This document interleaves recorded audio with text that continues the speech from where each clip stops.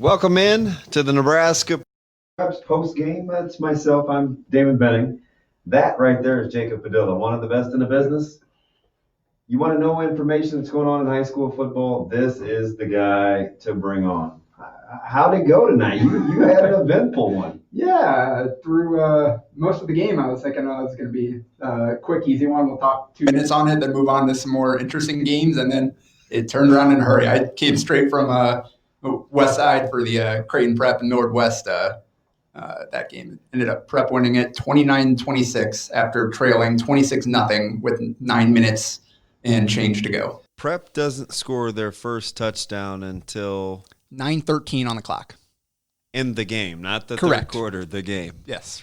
Now, there's something about this Prep team, right? I thought they kind of found their stride late against Southeast. They went no huddle, kind of threw it around the yard, kind of their 2-minute offense. Scored 14 points in the fourth quarter after virtually being shut out the entire game, right? Got it to 21-14 at that point. What is it about this team, do you think, that likes adversity? Well, and there's a lot of resiliency there, too, because quarterback Sam Eisenberg, he was not playing well. He was part of that, them being down with what they were. The defense actually played pretty well for most of the game. There were just some bad spots they put in. There was a safety. There was a 65, 70-yard return off of the safety punt. Yeah. Westside scored 12 points right away, and there was an interception. So they scored 12 points at the end of the first half, and it looked like Prep was kind of spiraling out of control. And they never really got going in the third quarter either. But Meisenberg actually got knocked out of the game, tried to throw a screen, and got taken out. Yeah. And they brought in Parker Lisey, backup quarterback. He made a huge throw on 4th and 10. The Elkhorn South transfer. Yeah, kept the chains moving, led to the touchdown, and then Meisenberg came back in, and he was money down the stretch. Made some big plays and some big throws. And then Alex Bullock, who actually he dropped. It would have been a tough catch, but he had it on his fingertips, couldn't pull down. He's the real deal. And he bounced back from that drop to make 3-4 huge plays down the stretch. He had at the very end, he had the 4th and 10, 20-yard catch to seal a game, allow them to run it out. He had the interception that gave them the ball back after they had taken the lead. He's a good player. And then he had 2 big receptions too. So he was huge down the stretch. And it's just these guys just bounce back from bad plays, kind of move on, and they're able to do what they need to get it done. Yeah, we'll stay in Class A here real quick before we jump over to B, where I was tonight for Elkhorn and Ralston. And that Elkhorn team is – they're loaded. Now, I don't know if they'll run their offense in such a way that will give them a chance to blow teams out. Yeah. It was very workmanlike tonight, but they go too deep in almost every position. That's a good football team. Yeah, and I haven't seen them since the Norris game. I went in that first week. I went and saw them lose a tough one to Norris, but even in that game, you could see how many different playmakers they had at different spots. Yeah, versatile group. The rundown, Bell West, 49-14 over Kearney. Kearney showed some flashes, but again, LJ. And I said this last year with Ducker, right? I think people think, Bell West, they throw it around the yard. And Keegan Johnson was the deal tonight. I think he finished with 4 touchdowns. Scored a couple. Yeah. Scored a variety of ways. He is making his case for the continued talk of the best player in the state. Kearney runs the second half ensuing kickoff, the opening kickoff back to cut that thing to 21-14, and you're thinking, oh, okay, it's business-like. Bell West extends to win that one. Elkhorn South. Dylan Krause, again, comes from good stock. The whole family. Cousins, brothers, sisters, aunts, uncles. Everybody can play in that household. Speaking of cousin, I saw her play earlier today. She is unbelievable. Yeah, she's fantastic. And she's one of those people, as we jump into volleyball real quick, one of the few that have lived up to the hype since middle school. Yes. She has answered. It takes a special kind of work ethic to really know does. that. It really does. How good you are, and yet still continue to earn it every single day. Yes, and they found Krause finds a way to get it done for Elkhorn South. A couple of rushing touchdowns. Gretna hammers Bell East. Pius 16-13 over North Star. Prep, as you mentioned, Westside 42-0 over Grand Island. It was 42-0 at the half. Yeah. Coach Freund goes with backups to start the third quarter. Much nicer and more diplomatic than I think some Westside fans wanted him to be. But that's not Coach Tomlin's fault. The head coach for Grand Island. He's fantastic. Earns the utmost respect. Have coached a ton against that crew. What's going on there with the fans coming and going, that is not the staff's fault. That is not the community's fault. No, the parents, the athletes, they're all on the same side, I think, in this fight. That's how things have to be this year. Yeah, Millard North off this week and Millard South off this week. We jump over to Class B. Aurora handles York. A couple years ago, this would have been the matchup.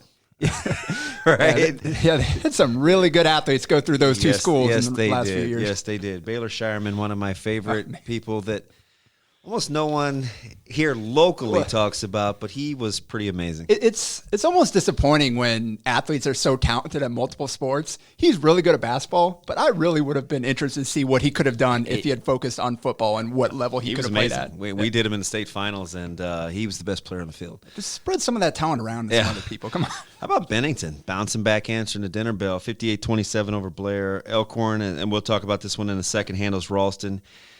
Hastings. Curious to kind of get your thoughts. They have my attention. The schedule hasn't been daunting, but they appear, at least offensively, to be a pretty good bunch. Well, and when you can throw the ball around the way they do, that's always going to make you tough, especially like you look at kind of that Class B, and they play a little bit different than a lot of the other good teams out there. So that's it's always fun when you see a lot of those different matchups. Weapons. Ron Colley, the schedule just has been unforgiving. They give up 21-14 to Ron Colley.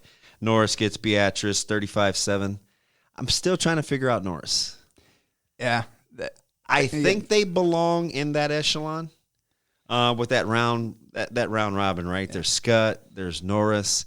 Plattsmouth is making their presence known. There's Elkhorn. Man, state's going to be fun and be.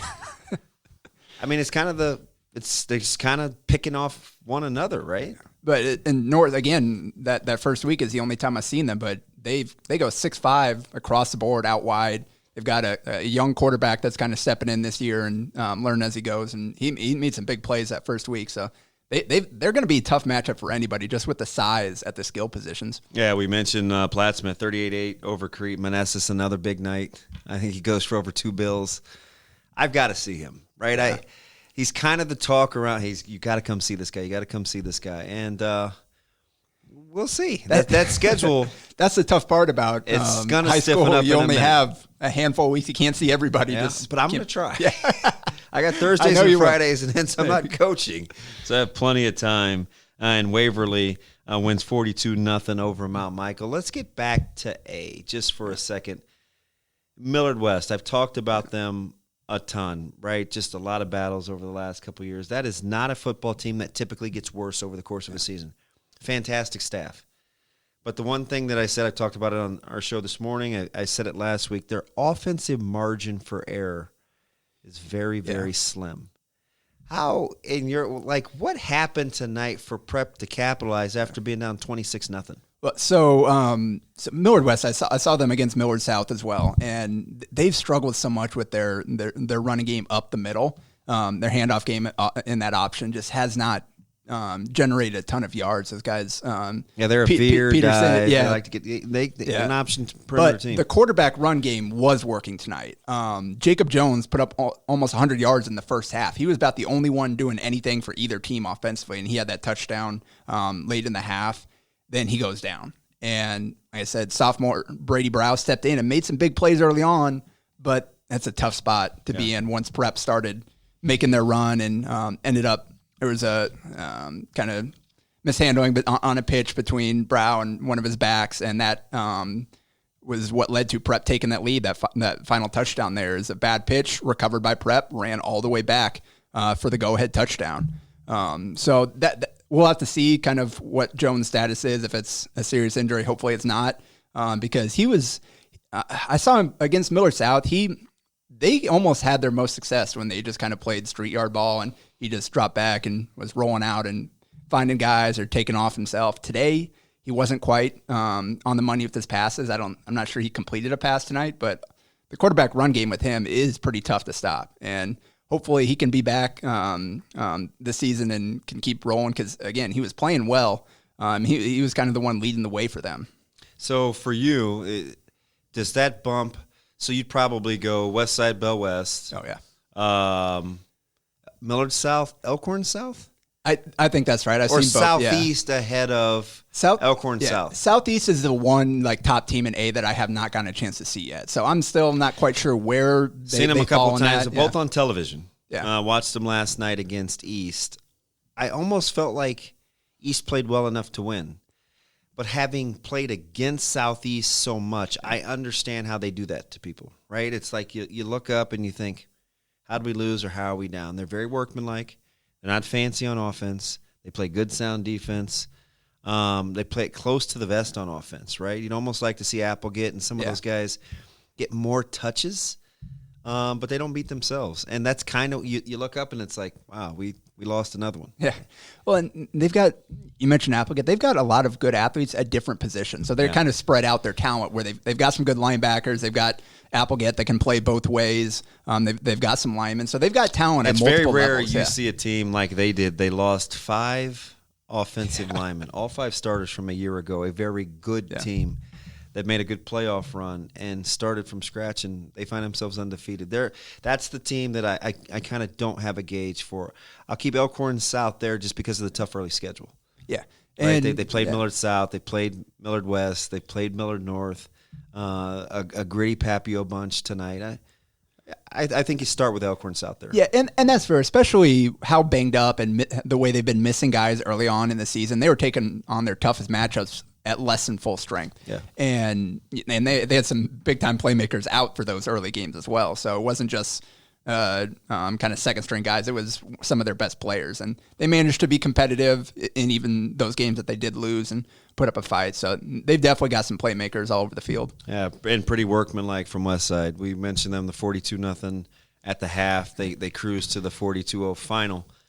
A lot of weapons. The development of Dominic Rizak has really given them balance on the ground. He's a fantastic athlete. Yeah, I need to see them again. I haven't seen them since opening week against Prep. And so as is the case with and most Rizak didn't play running back a ton in that one. And that's what I was going to say. A lot of these guys, as is the case with a lot of these guys, I see most of these guys on the basketball court before the football field. So it's always kind of interesting seeing, like, Dominic, I knew, like, I seen him come up freshman year, I knew how good of an athlete he was. And 2-foot dunker. Yeah. Very explosive. Seeing him more in his element in a sport that you can put that athleticism on full display. I'm really excited. I need to see him actually, like you said, play running back because he didn't get the ball much in that first week, but they didn't need him to either. It's interesting, too, because you'd think if he was going to make his money, it would be playing that strong safety spot, right? Really good defensively, and he's instinctive, but they found a little rhythm with the ground game, really taking some pressure off of Cole Payton, who was the focal point of their run game, right? It was QB run game, and he's a big, strong kid, but they've really found a way to lighten the load for him, his arm and his legs. And that's huge. I should use my left hand, right? And that's huge, too, because obviously he can handle it, but if he doesn't have to take that beating, then why not kind of give him a break, rest him up for later in the season? We know he can handle it, but, again, make it easy on your quarterback. Give yourself a chance to get through the season as healthy as possible. And the other game that almost made the cut, I would be remiss if we didn't talk about it. I wanted to go to Oakland Craig and David City. Right, that Oakland Craig bunch, I've done them in the state finals. I've seen them over the last 4 or 5 years. That is a program that has really turned the corner with just a lot of good young players, strong families. They handled Aquinas. 28-12, I believe, was the final. Correct. And tale of two teams, right? Aquinas is their trap, their veer, their ground game. As Coach Mimic likes to say, their offense is like Novocaine. Give it time, it'll work. And Oakland Craig with Brands and company, Thiel, they are so versatile with what they can do offensively. Well, and you mentioned some good families coming through. They've lost some good players over the last few years and continue to find new guys that step up and you're like, okay, that guy is a dude. That guy's a dude, even after they lose these guys moving on. So which you think it's Class A or Class B? We'll stay right there, where seedings will matter the most. I'll go with B because I think in A, those top teams are just kind of and the top 8 are going to get a bye. And so you kind of already know what we're probably got chances. You can identify that. In B, who is the best team in Class B? Who's the second best? Who's the third best? I think that could end up being huge because all those teams are pretty similar. Okay, so Plattsmouth is the team that I've got to see. Yeah. Right. And I'm going to watch them firsthand. I've seen Scott. I'm going to go see Scott next week. I've seen Gretna. Waverly. I've seen Norris.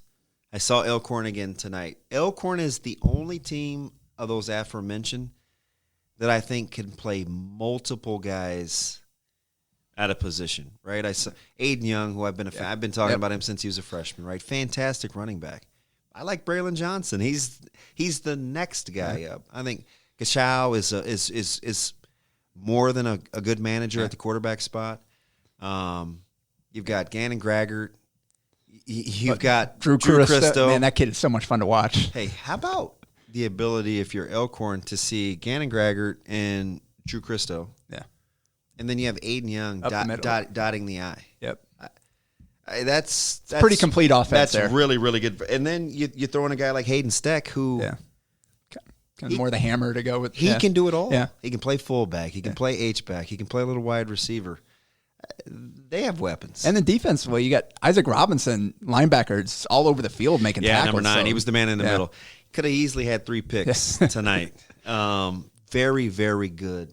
Good instincts. I like the fact he gets downhill. And you know Dane Peterson from basketball, right? He's got some bounce. Oh, yeah. He can go get it. He can hide. And then he's on the outside there. I think you have to knock Scott off. I get that. Yeah. Right? The defending state champs. Well, and they've had so many issues so far. They have. And they haven't had their whole team yet. They'll have a couple more. Yeah. Right? Yep. We'll see what happens with their offensive line next week against a very formidable Gretna team. Right? Zane Flores and company. I'm excited to see him play. I'm going to go, like I said, going to go to that one next week. Yeah. He is he diced our listen since 7th grade. He has been a handful. They ran a big boy offense then. They continue to run it now. And remember, Gretna went young last year. Yeah. Rolled the dice early, took their lumps. But their schedule, it gets hectic in a hurry. They handled Bellies tonight. They get Scott next week. Ariane Garcia, Ariane, as I like to say, it's properly said. They're good up front. They're starting to get their wide receiving core back healthy, which is kind of scary. Yeah. Flores hasn't had his main weapons really healthy over time. That Scott Gretna game should be fantastic. Yeah, I'm really looking forward to it. Like I said, I've not seen Flores play at all. I've just heard about him, heard a lot of things about him. But just a sophomore. Yeah, and watching guys that sling around, that's always fun. Yeah, and I still think to some degree, Scott's still finding their way. Right, I want to figure out who they're going to be on offense. You got the 2-headed monster at running back. I mean, Sam Scott has broke onto the scene. Had another fantastic touchdown run last night. Yeah, I saw that. Barrett Liebentrip defensively. I don't know what we have to do to get kind of some more love, but Barrett Liebentrip is one of the best players going, especially two-way guys. Yeah. And again, that's another name that I've heard a lot and seen a lot. I haven't seen Scott play yet, but I've heard his name a lot. He's making a lot of plays this season. Yeah, really, really good player. I mean, and you'll see, you can put Liebentrip at fullback and let Sam Scott dot the I. That is a lot of humanity getting downhill. Yeah, have fun tackling that. Big, strong, tough guys. That may be. Now, I've got Westside Millard North, too, next week, too, which I'll be interesting to see because I think Millard North has really struggled, but more offensively than defensively. I think defensively they've played pretty well this far. Yeah, and that's always tough, kind of that balance where you can play really well defensively and then still give up points just based on field position and you get worn down. Too many snaps. Yeah, so your offense has got to help your defense out, especially at this level where you got high school kids. Some kids play both ways. Yeah. So if you never, even teams that are struggling, if they can just figure out something that works here that they can go to, rely on, kind of possess the ball a little bit more, give your defense a chance, and then suddenly that kind of helps you on both sides of the ball. Yeah, we'll stay with B just for a second, only because I think it will be extremely competitive. How much do you think the schedules, how they play out during the course of the year, will matter come playoff time? Because what do we hear every time state playoffs roll around? Well, this whole East versus West, and they played that. You think there's a little bit more balance this year without Scottsbluff and kind of York and McCook being as strong. Yeah. You think there's a little bit?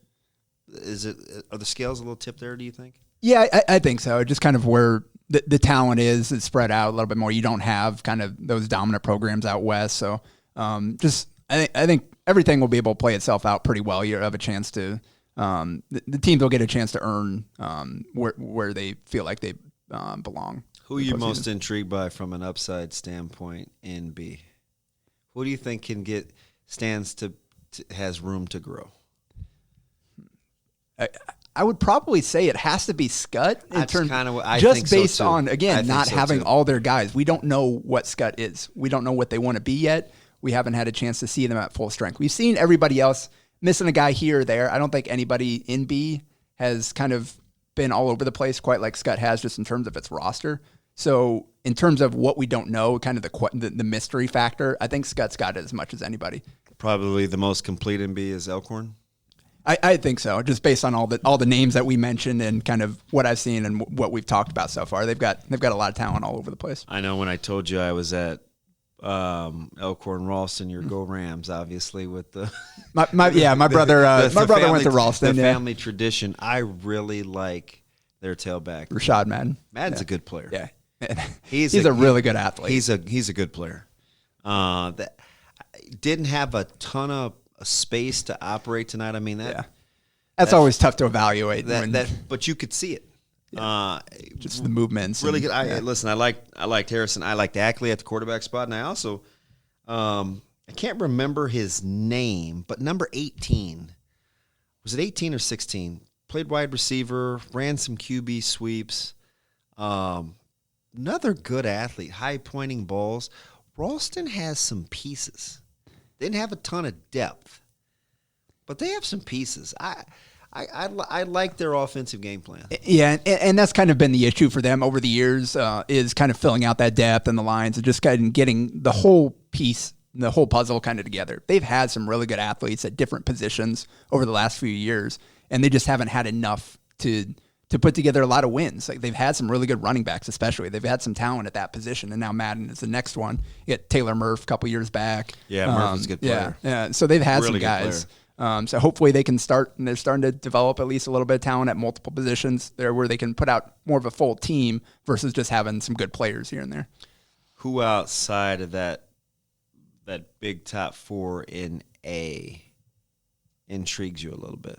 So if I give you West Side, Bellevue West, Elkhorn South, Millard South, I'll even throw Southeast in there as the top five. Who outside that five piques your interest, if at all? Will you know more about Gretna maybe? Yeah. Again, I'll get to see him for the first time. Just anytime you've got a guy that can air it out like that, like we mentioned with Hastings and B, that gives you a different look than a lot of other teams. And even if you're not playing, you're not necessarily in control in the trenches, you always have a chance if you've got enough talent on the outside where you can roll your quarterback out, give him some throws on the move, whatever, have a chance to make some big plays, even if you're not able to grind out some of these wins. So that I think that's definitely one. And then I think, again, not necessarily in that top tier, but Lincoln East is really interesting. Good call. And with Carter Glenn, if you get him back, get him healthy. That quarterback wide receiver connection there. They're fantastic. They can put up some points. And he's no longer going to be known as Noah's going to no longer be Carson's little brother. I mean, Noah is coming into his own. Tremendous stock at the quarterback spot. Going back and watching that game last night, you got the sense that East played well enough to win, and Southeast had 7 minutes and some change on that drive last night to kind of seal the deal. Just very workmanlike. That's what they do. But East, a couple key turnovers. Yeah. And then all of a sudden they find themselves down. But that is and I'm just telling you, having played against them, the Chris Walker years, we had Carson, Noah's brother, in 16 and 17. There's one thing that they do, and that is Coach Gingrich, those guys play hard. And coming off the way they lost that Millard North game, and then not having full strength for that Southeast, those guys are going to be fired up. They're going to be hungry to get kind of back on track now. That would be a team that you're right. That's a great call on East that you maybe don't want to see. How scary, in your opinion, do you think a team like Bellevue West could be with only 3 games under their belt? Yeah, that's the crazy thing. They're going to get 5 games if they have no more issues. Yeah. I know it has to be perfect. Yeah, Huffman's looking to try something, but he doesn't. It sounds like he's not really confident about getting it this week, so they're kind of going in expecting another bye. Yeah. So that is tough, but I think at a certain point you've got enough talent, and depending on, he knows how to handle these bye weeks now and how to get guys reps and kind of how to be able to keep getting through it and hopefully getting better as much as you can without playing games. So at this point, he's kind of an expert at that, and hopefully that'll allow them to kind of stay as kind of as fresh as possible and not have to work off rust every time they come off a bye week. What do you think is the biggest difference between, like, let's say a West Side and a Bell West? That's I would say we'll start with the quarterback. Yeah, I was going to say Luke Johansson is a good quarterback. I think West Side's got arguably the best quarterback in the state, right? I mean, he's leg sleeve. He's got the sunshine locks. I mean, he is a gunslinger. Very, very different. Yeah. Although almost equally as effective as a Cole Payton, who is extremely buttoned up, gritty, kind of that quiet moxie. That is definitely the tale of 2 quarterbacks. Yeah. So I think that's the answer right now is Cole Payton. You just know he's been there. He's done that. He's more experienced. Johansson, he's talented. Now let's see kind of how he continues to settle in. He's got all the weapons in the world around him. So he's couldn't ask for a better situation for a guy coming in as a transfer to step in there. They're still trying to build up that. That's a scary thing. The chemistry and all that with guys like Keegan Johnson and all them. Barely has a chance to play with those guys already, and he's already making them that dangerous. So you talk about Jack McDonald, who I think is fantastic. Keegan Johnson. Most will say he's the best player in the state. You look at a Mike O'Reilly with a ton of Division I offers. You got Caden Helms, with Division I offers. You got L.J. Richardson. Another monster game day. But then you flip over on the other side, you've got a Dom Rezak, a Kobe Bretz, a Avante Dickerson. I mean, we've gone... Kate Haberman. Who, for my money, is the only person that has to look up to Keegan Johnson. I think when you're talking about complete football players that can do it all, offense, defense, there's Keegan Johnson, there's Kate Haberman. Yeah. I mean, those 2 guys they're worth the price of admission. And you go and watch all these teams, and so much of it starts up there, right up the middle. And when you've got a guy like him on both sides of the ball that relentless. You can run behind him every single time. You can he's going to shut down any running lanes. Like, he's a guy that can really take care of that part of the field and shut down what teams want to do. And that makes it tough because then you're, again, like with the Millard West this year, you shut down that run up the middle, then it's tough for them. So you've got a guy that can single-handedly control the line of scrimmage there and then allow the athletes on the perimeter to go make plays. Then you get a team like Elkhorn South. I mean, Nelson Douglas. Yeah. I mean, it's one of your best players. He's amazing, right? I mean, he does it all, and they just keep cranking him out. I think it's the difference for you when you look at, and we'll figure out more with B because B has more depth. Yeah. I think quality depth, probably 1 through 10. But is it the top half of the players for you in A that you think is the difference between kind of the haves and the have-nots? I mean, even a team like Elkhorn South, who has Ben Warren and Cole Ballard and Krause's really coming into his own at the quarterback spot. I like Coy Wilkie outside. Still probably need another weapon or 2.